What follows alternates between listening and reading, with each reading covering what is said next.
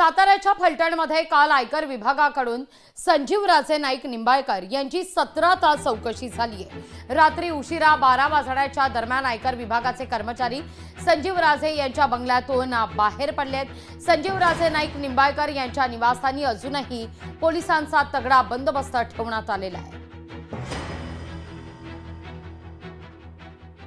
काळजीचं काही कारण नाही, लोक पॅनिक झाले, परंतु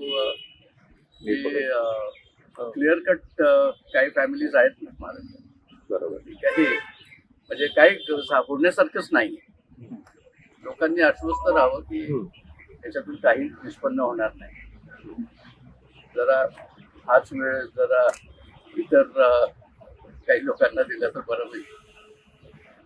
तर यांनी चौकशी करून घ्यावी, संपूर्ण चौकशी करावी, काही चौकशी करावी। प्रत्येक गोष्टीचं उत्तर या ठिकाणी आहे, प्रत्येक गोष्टीचा हिशोब या ठिकाणी दिला।